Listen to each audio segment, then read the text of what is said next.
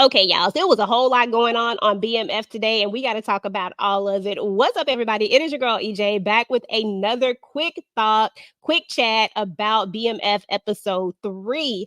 Now, first and foremost, let's just start from the very beginning where we are going to see that Stacks is actually going to get robbed. So Meech's place gets robbed, but Stack is the one that's there. So I don't like Stacks. I'm just going to put it out there right now. I ain't never trusted him, and this episode just further solidifies that I do not trust him, and I am just waiting to see what this clown is going to do. So that's kind of what happens in the beginning. Now, one thing that I do want to shift and talk about real quick, because I just want to get it out the way, because I can't stand Terry. He gets on my nerves most of the time. But him and this Markeisha situation and this Lawanda situation is just too much. Like, first and foremost, you knew you were not done with Markeisha, but yet you're going to run back to Lawanda. Now you bringing her feelings back in this when she was already a little wound up about the whole thing. You want to pretend like you want to be a family man, but yet you still want to be with Markeisha. Yes, I get that Terry is still young. Yes, I get that he is still a teenager, but he is a teenager that is trying to play a big boy's game. So at this point, you know, all bets are off. He can get it too. I'm just saying, like, Terry is full of shit. Okay. So anyway, y'all, so we are going to see when she does call him that first time, he tries to play hard to get, but I was like, this is just an act. Like, dude is just butthurt right now, but we know the minute he has an opportunity, he gonna run right back to her, and that's exactly what happens. So just to kind of get this whole Terry, Markeisha, and Lawanda situation out the way and how we kind of got to where we're going to end up, there is going to be a point where Terry tries to pull off a bold move. It does not work. Instead, all it does is antagonize his opposition at the time. And they end up unaliving one of her family members. And now she wants to get back at them. Now, we don't know that she's the one who called CPS, but I am pretty doggone sure she is the one who called CPS on him. So, because she asked Detective Bryant, like, tell me everything about Terry. So I feel like she ended up calling CPS. So CPS is going to show up, and then Lawanda is going to believe that it was Markeisha that did it, which is just dumb. Like, I'm just like, well, I guess I can't really say that it's dumb, but I guess just looking at it from our point of view, then we know that that probably ain't the play that she's going to make. You know what I'm saying? Because she already got Terry nose wide open. All she got to do is say she want him back. Like, that's it. So she don't have to go that far in order to prove a point. You know what I'm saying? Like, so it just didn't make sense. But Markeisha, of course, not Markeisha, but Lawanda, of course, is going to believe that it does. So she's going to, like, you better get that girl together, yada, yada, yada, before I do. I don't know what the deal is with all these hand movements. So anyway, he's going to end up talking to Markeisha, and she's like, I would never do that. Like, I'm a mother. I would never hurt you. And the energy that, you know, she had when she was like, how you just going to come in my house? And I'm like, dude, this is his house. Like, he literally bought this house. Like, what's wrong with Terry, y'all? Can somebody please tell me what's wrong with Terry? Like, that dude irks me. So anyway, y'all, so we already knew that we kind of saw this coming, and all she needed was an opportunity to be around him so that she could get them claws back in him, because like I said, his nose is wide open when it comes to her. So this is going to be really, really interesting, because now you playing with all these people's feelings. You know what I'm saying? Like, you got Lawanda over here because you done ran back to her, but yet you over here messing with Markeisha. Now you got CPS that's going to be involved. It's just the whole thing, y'all, like, way too much. So anyway, y'all, now let's talk about Lucille and Charles for a little bit. So Lucille and Charles, you know, they have been going through their thing, and, you know, they're going to be getting a divorce, but yet they still have to stay in the same house. You know, Charles really doesn't want this divorce. He wants to try to work it out, but Lucille is just not in that space where she wants to work it out at all. It feels like she just wants to move on, but money is kind of keeping them from being able to move on, because neither one of them can afford to live on their own at this point. You know what I'm saying? So there's that. But we are going to see that her old boo thing has showed up, and he's really trying to woo her. And her friend is all like, you know, you need to go ahead and yada, yada. Why these friends be gassing people up like this? And it's always them single friends that be gassing people up. Stop gassing people up, single friends. Don't do it. Don't do it. Don't do it.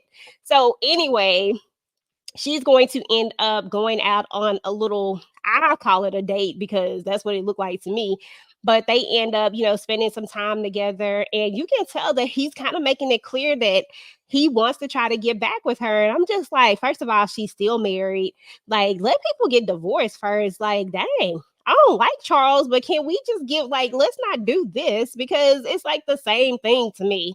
Like, if it's just the same thing to me. Like, I feel like we just need to pump the brakes. Now, do I think that Lucille is going to give up, the goods? No, I don't think she's going to. I think that right now she's going to be more emotionally involved, but shoot, emotionally involved is a big thing when it comes to a woman. So I'm just saying, like, I think we need to pump the brakes and move it back. But anywho, that's enough about that. So let's move on from that, because we need to get to the good stuff, y'all. So now let's talk about, okay, first let's talk about Stacks, because I do not like Stacks. I cannot stand Stacks. I think that Stacks is full of ish. Now, we all know that Meech is always about treating his people right. That's been his mantra for the longest. You treat people right, that's how you get the loyalty.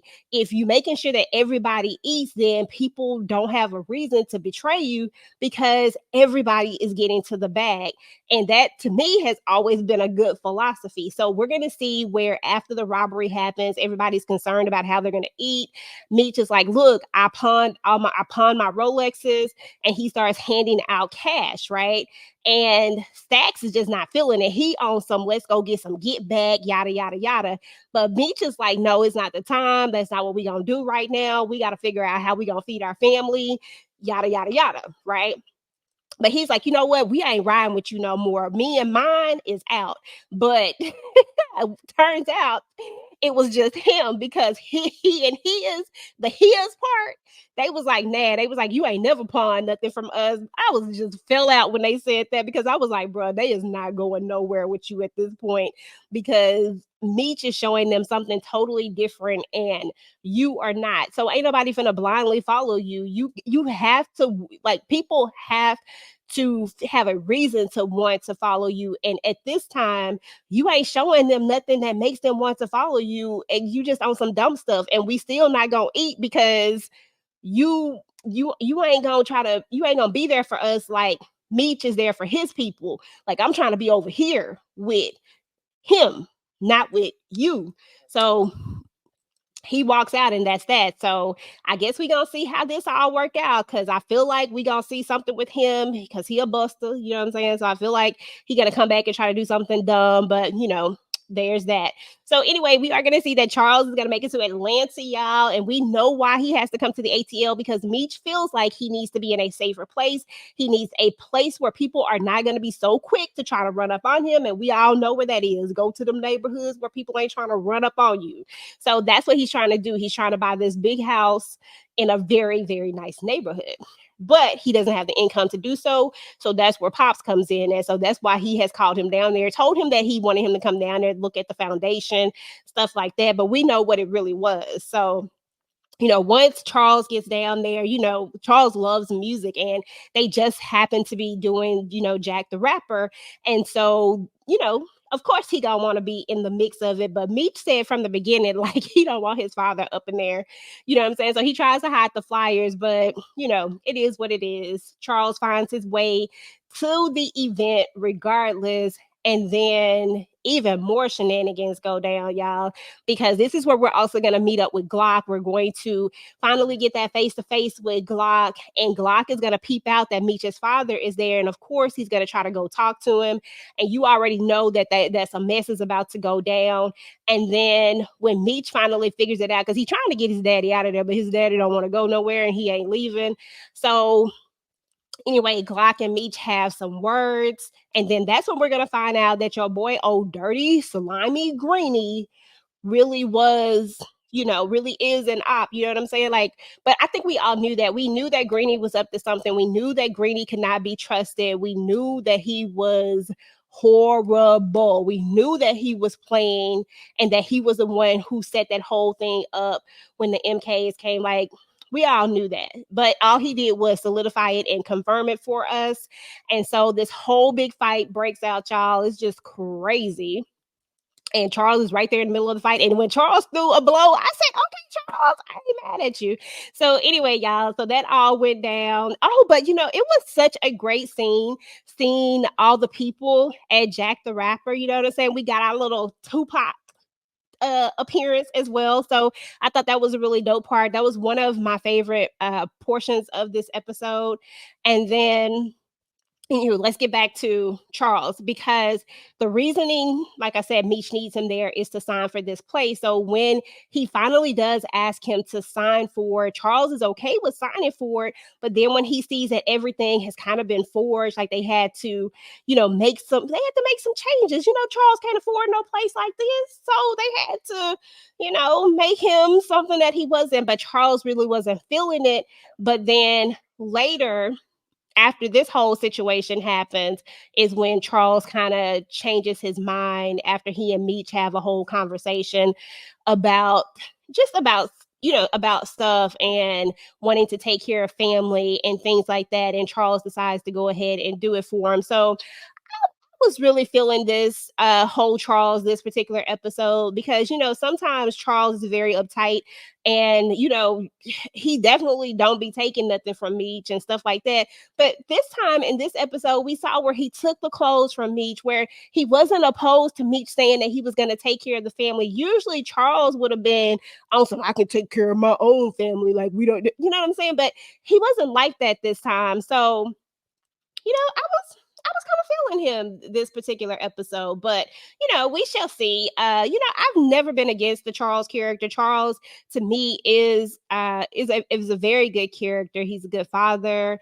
in my opinion. He has good father moments. You know what I'm saying? Everybody has their times, and everybody has their thing. But to me, Charles has been more good than bad. So I'll say that, because I don't want people thinking that I hate the character Charles. I hate what he did, that I do, but I don't hate the character Charles. And I like the way that they're developing the character, and I like what we're seeing from him as we're going along. So there's that. So he ends up getting the place. Now he does go see Greenie, y'all. He does go see him, but he doesn't unalive Greenie.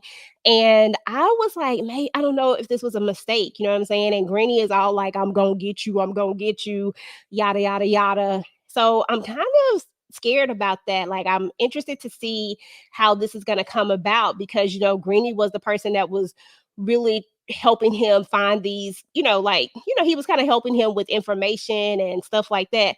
But now that relationship is severed, and I don't know, it's going to be interesting. So Angel does end up leaving with him, and he keeps trying to tell Angel that she is better than what she thinks, because y'all, I just wanted to reach in that car and choke Greenie when he was telling her that she need him and all this type of stuff. But that's how people be doing. That's how them PIMPs do. They try to tell you that you need them. But the truth of the matter is that she was packing out that club. It wasn't nothing that he was doing that was packing out that club. It was all her.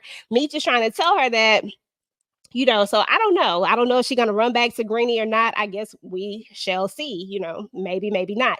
So anyway, y'all, one of the other biggest parts of the show, and the last thing that I'm going to talk about, because this is the last thing that stood out to me, was this whole situation where where Terry sends Hoop and Cuts to get the product, rob the product. Sometimes I don't know what I can say on YouTube or not, y'all, because y'all know they be coming for people. So they send them to take the product, and turns out we got Detective Ron that's actually driving the product. Like, how do we go from being this cop who is all about trying to take down Meech and trying to be all high and mighty, to now you're the one that's doing this? And I get it, it's for your son, and I'm not mad at you trying to get this money for your son to try to get him out, but at the same time, it just feels so hypocritical, like. And then 22 years later, you're still trying to go after them, and you're blaming everybody except for yourself for the situation that your son is in, when the truth of the matter is that if you had never had the blicky there in the safe in the beginning, Kevin would have never had access to it. If you had just did what you were supposed to do in the beginning instead of doing what you did. And now we're blaming everybody else except for yourself. I mean, that whole conversation with him and Terry was just crazy. And I don't even know why Terry thought that he could step to Detective Brian and even ask him to do anything for them, because I mean, it just wasn't going to happen. Like, I don't know. But anywho, y'all, Jen actually ends up getting shot in that whole shootout, and Cuts actually gets arrested as well. So he gets caught up. I don't think he's gonna talk, but I know, we shall see. But I wonder what's gonna happen with this whole Jen and Brian thing, because Brian actually has to take out Antoine, and Antoine is the family of, I can't think of her name right now, y'all. Oh God, I can't think of her name. Um, the chick, the chick. Anyway, I can't think of her name, but anyway, Antoine is her family, and she wants revenge on whoever basically took him out. But the truth of the matter is that Detective Bryant took him out. You know what I'm saying? Like, he's the one who popped the rest of them shots in him when he shot at Jen. You know what I'm saying? Now, the first shot, of course, I mean, that was yeah, but that wasn't the kill shot. You know what I'm saying? So I don't know. This is going to be really, really interesting to see how all of this stuff plays out, because they all got too much stuff going on, y'all. And I am so sorry that this video ran over this long, guys, because I usually do not do no full recaps, but it was just a lot to talk about. So, anywho, let me know what y'all thought about this episode. What did y'all think about Kevin coming in there? He was all hurt, y'all. Like, I felt so bad for Kevin. Do y'all think that Moochie's theory is going to come true? Do y'all think that, Kevin is going to unalive himself? Like, what do y'all think is going to go on with that whole situation? What did y'all think about Meech and his father and the bonding moments that they had this episode? What did y'all think about seeing the whole Jack the Ripper thing? Jack the Ripper, God. Jack the Rapper thing. And the whole Markeisha and Lawanda situation. Go ahead and get the conversation started down below, guys. Meanwhile, if you like this video, make sure to go ahead and like, share, and subscribe to your girl channel. Turn on your notifications so that you do not miss out on any of my future videos. Meanwhile, YouTube says that you just might like this video next, so go ahead and take a look. Until next time, guys. Peace.